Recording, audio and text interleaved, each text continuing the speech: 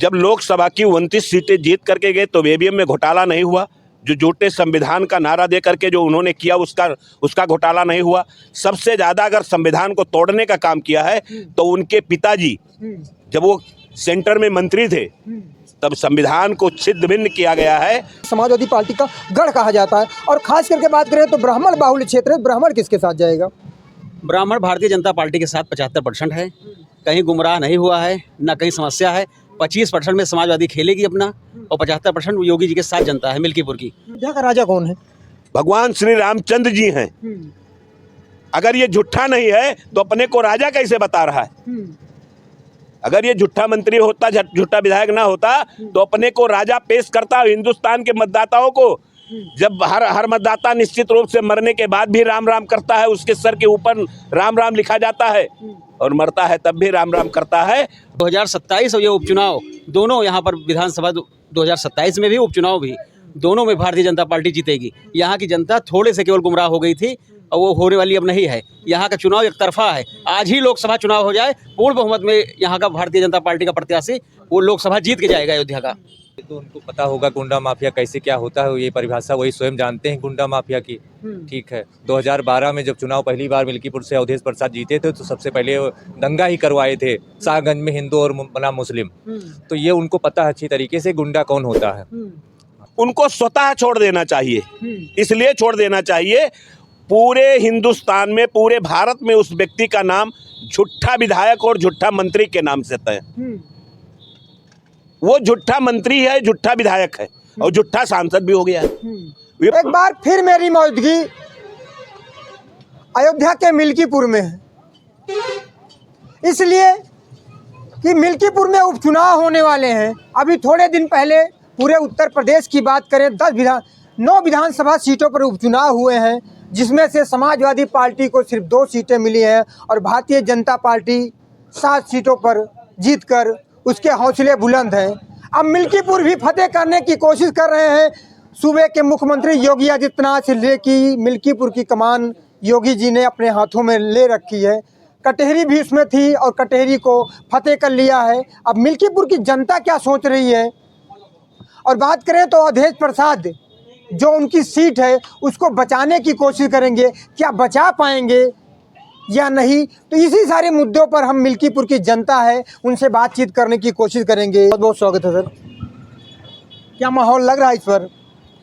Bharatiya Janata party अपने हर मतदाताओं से संपर्क कर चुकी है जी। और भारतीय जनता पार्टी जिस प्रकार से 9 सीटों में 7 सीट चुनाव जीती है, मतदाताओं के भरोसे, कार्यकर्ताओं के आत्मबल से, इसी प्रकार से मिल्कीपुर का उपचुनाव कार्यकर्ताओं के बदौलत, अपने बूथ अध्यक्षों के, मंडल के पदाधिकारियों से और आम मतदाता जो छोटे तबका का है, जो मोदी का जो अपना है पंडित दीनदयाल जी की योजना के अंतर्गत जो हम गरीबों तक राशन पहुंचा रहे हैं और जो इस समय योगी जी का शासन चल रहा है कि हमारी बहन बेटियां रात में निकलें, दिन में निकलें, उसके कारण से हम प्रशासन और शासन जिस प्रकार से हम चला रहे हैं, हमारा कोई आज तक कोई नेता घोटाले में नहीं फंसा है। इस कारण से हम जनता के बीच में निश्चित जा करके उनसे आग्रह कर रहे हैं कि आने वाले विधानसभा के उपचुनाव में भारतीय जनता पार्टी के प्रत्याशी को भारी मतों से आप सब विजयी बनाएं। सभा की 29 सीटें जीत करके गए तो ईवीएम में घोटाला नहीं हुआ। जो झूठे संविधान का नारा दे करके जो उन्होंने किया उसका घोटाला नहीं हुआ। सबसे ज्यादा अगर संविधान को तोड़ने का काम किया है तो उनके पिताजी जब वो सेंटर में मंत्री थे तब संविधान को छिन्न भिन्न किया गया है, उसको जनता को नहीं बताए। मतदाताओं को गुमराह करके 29 सीट जीते हैं, जो कि भगवान श्री राम राजा होते हैं, लेकिन यहाँ का प्रत्याशी, यहाँ का विधायक ही राजा बना बैठा है। अभी आपके पूर्व विधायक और आपके सांसद अवधेश प्रसाद जी कह रहे हैं अगर मिल्कीपुर की सीट नहीं जीता पाएंगे समाजवादी पार्टी को तो राजनीति से छोड़ देंगे, त्याग देंगे राजनीति को। उनको स्वतः छोड़ देना चाहिए। इसलिए छोड़ देना चाहिए, पूरे हिंदुस्तान में, पूरे भारत में उस व्यक्ति का नाम झूठा विधायक और झूठा मंत्री के नाम से तय। वो झूठा मंत्री है, झूठा विधायक है और झूठा सांसद भी हो गया है। ये पूरी दुनिया जानती है। आप लोग, आप चैनल के माध्यम से तमाम मतदाताओं के बीच में, बगल की सुहावल विधानसभा से वो कैंडिडेट रहता था, वहीं से मंत्री भी रहता था। हमारा और उसका अगल बगल का है।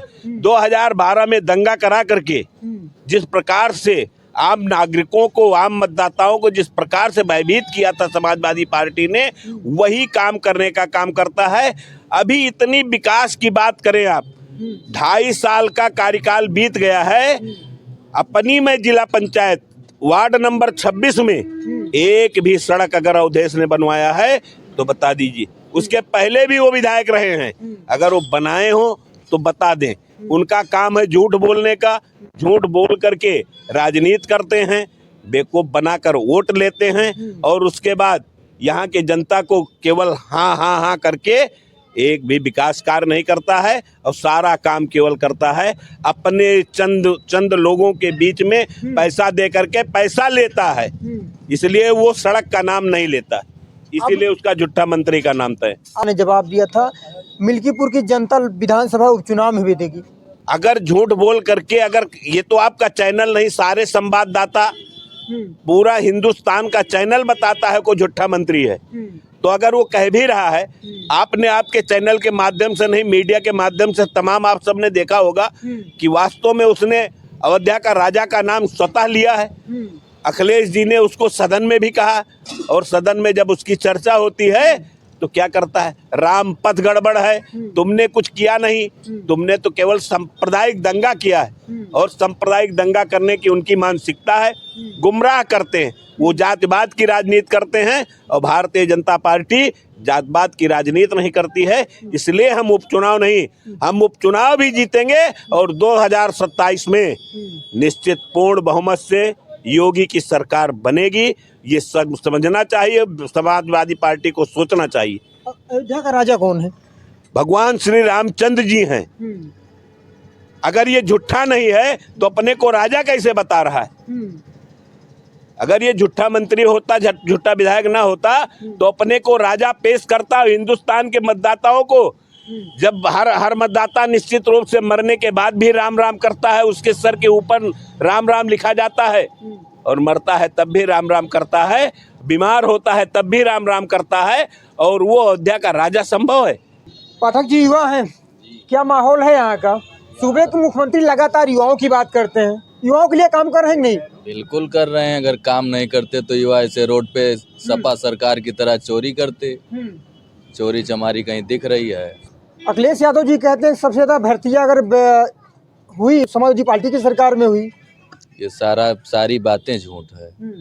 जितनी वैकेंसी आई है निष्पक्ष तरीके से वो माननीय योगी जी के राज में हुई है। किसके साथ जाएगा मिल्कीपुर का युवा? मिल्कीपुर का युवा तो भगवा रंग में रंग गया है जी। तो लोकसभा चुनाव में क्यों भगवा रंग नहीं लगा? लोकसभा चुनाव में थोड़ा झूठ बोल के लोग माहौल बना ले गए, लेकिन वो माहौल अब बनने वाला नहीं है। मिश्रा जी, क्या माहौल है? माहौल सब अच्छा है यहाँ, भारतीय जनता पार्टी के पक्ष में है। क्या लग रहा है इस बार? भारतीय जनता पार्टी प्रचंड बहुमत से जीतेगी। प्रचंड बहुमत से। योगी जी तो एकदम हौसले बुलंद है मुख्यमंत्री जी के, इसलिए कि 7 सीटों पर चुनाव दर्ज की है भारतीय जनता पार्टी, और समाजवादी पार्टी 2 सीटों पर सिमट गई है। लेकिन मिल्कीपुर का समीकरण जो बताता है वो किसके पक्ष में जाएगा, इसलिए कि समाजवादी पार्टी का गढ़ कहा जाता है। और खास करके बात करें तो ब्राह्मण बाहुल्य क्षेत्र है, ब्राह्मण किसके साथ जाएगा? ब्राह्मण भारतीय जनता पार्टी के साथ 75% है, कहीं गुमराह नहीं हुआ है, न कहीं समस्या है। 25% में समाजवादी खेलेगी अपना, और 75% योगी जी के साथ जनता है मिल्कीपुर की। जो भ्रम है समाजवादी पार्टी के वो दूर हो जाएगा। चुनाव है, चुनाव लड़के देख लें, ये भी हारेगी समाजवादी पार्टी, और भारतीय जनता पार्टी बहुमत से जीतेगी। 22 के विधानसभा चुनाव में समाजवादी पार्टी ने मिल्कीपुर जीत दर्ज की, उसके बाद लोकसभा में जीत दर्ज की। हल्की सी चूक से केवल हारे हम लोग, 22 में हारे, 24 में हारे, लेकिन वो चूक अब होनी ही नहीं है। 2027 और ये उपचुनाव दोनों यहाँ पर, विधानसभा 2027 में भी, उपचुनाव भी, दोनों में भारतीय जनता पार्टी जीतेगी। यहाँ की जनता थोड़े से केवल गुमराह हो गई थी, और वो होने वाली अब नहीं है। यहाँ का चुनाव एक तरफा है। आज ही लोकसभा चुनाव हो जाए, पूर्ण बहुमत में यहाँ का भारतीय जनता पार्टी का प्रत्याशी वो लोकसभा जीत के जाएगा अयोध्या का। कौन कैंडिडेट होने वाला है यहाँ पे? ये प्रत्याशी तो भारतीय जनता पार्टी के पदाधिकारी तय करेंगे, सीनियर हैं वो तय करेंगे कि मतलब यहाँ कौन प्रत्याशी लड़ेगा, कौन जीतेगा, कौन कैसे लड़ेगा। समाजवादी पार्टी की तरफ प्रत्याशी घोषित कर दी है अवधेश प्रसाद के बेटे अजीत प्रसाद को। इन भारतीय जनता पार्टी में सस्पेंस बना हुआ है। कहीं बाबा गोरखनाथ, रामू प्रियदर्शी, चंद्रभान पासवान, कई लोगों में खींचातानी है। कौन हो सकता है प्रत्याशी? यहाँ भारतीय जनता पार्टी स्वयं चुनाव लड़ रही है। यहाँ जो भी प्रत्याशी आएगा वही जीत के जाएगा। यहाँ कोई भी चुनाव लड़ेगी, जो पार्टी उतारेगा वही जीत के जाएगा। यहाँ प्रत्याशी तय करना ये भारतीय जनता पार्टी का काम है। हम लोगों को भी ये जानकारी नहीं है कौन आएगा, जो आएगा उसे जिताया जाएगा। अवधेश जी कह रहे हैं डर गई है भारतीय जनता पार्टी, इतने 7 सीट जीतने के बाद भी डर रही है, प्रत्याशी नहीं घोषित कर पा रही है। नहीं, डर तो उनको पता लग जाएगा ना, 1 महीने में पता लग जाएगा कि कौन डरा है। भारतीय जनता पार्टी ने दिखा दिया 7 सीट जीत के। अब उनको तो पता हो गया कि 2 सीट हम पाए हैं उपचुनाव में। हम डरे हैं कि वो डरे हैं, भारतीय जनता पार्टी डरी है। तो मिल्कीपुर के लोग बताएं। मिल्कीपुर के लोग तो एकदम कन्फर्म बता देंगे उनको कि कौन जीतता है। अच्छा, अजीत प्रसाद की हम बात कर लें तो एक समाजवादी पार्टी ने कैंडिडेट घोषित कर दिया अजीत प्रसाद को। परिवार बात कर रहे हैं क्या? देखिए, अजीत प्रसाद के हिसाब से कुछ नहीं होना है। अजीत प्रसाद का मतलब कोई माहौल नहीं है, न उनको चुनाव जीतना है। विधायक तो विधानसभा तो बड़ी बात है, वो जिला पंचायत नहीं जीत सकते हैं मिल्कीपुर से अजीत प्रसाद। इस वजह से भारतीय जनता पार्टी पूर्ण रूप से यहाँ अच्छे वोटों से जीतेगी। यहाँ कोई गुमराह होने वाली नहीं है। श्याम नारायण जी, क्या माहौल है यहाँ का? माहौल सब भगवामय है, भाजपा है। भागवा में भाजपा है, तो भाजपा क्यों हार गई? भाजपा कुछ किन्हीं बिंदुओं पे जो है नहीं पूरा कर पाई, जो है झूठ बोल करके चुनाव एक बार जीत गए। और क्या झूठ बोल करके हर बार थोड़ा झूठ चलता है, हमेशा झूठ का नहीं होता। कह रहे हैं अखिलेश यादव जी जितने गुंडे माफिया हैं भारतीय जनता पार्टी में चले गए हैं तो सब वॉशिंग मशीन की तरह धुल गए हैं।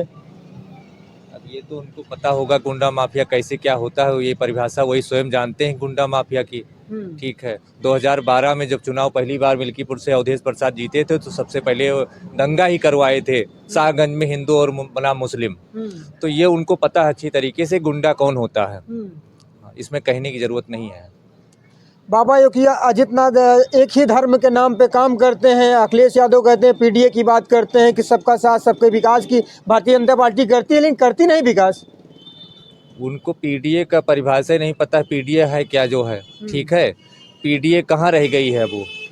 हाँ, पीडीए है उनके पास जो है। हाँ, विकास तो भारतीय जनता पार्टी सबका साथ सबका विकास, ये उसका नारा है, वही चल रहा है। अखिलेश यादव जी स्वयं कहते हैं कि सबका साथ सबका विकास समाजवादी पार्टी ने किया है, इसलिए किसी को छोड़ा नहीं चाहे। जितने भी विकास है उत्तर प्रदेश में दिखते हैं समाजवादी पार्टी के दिखते हैं।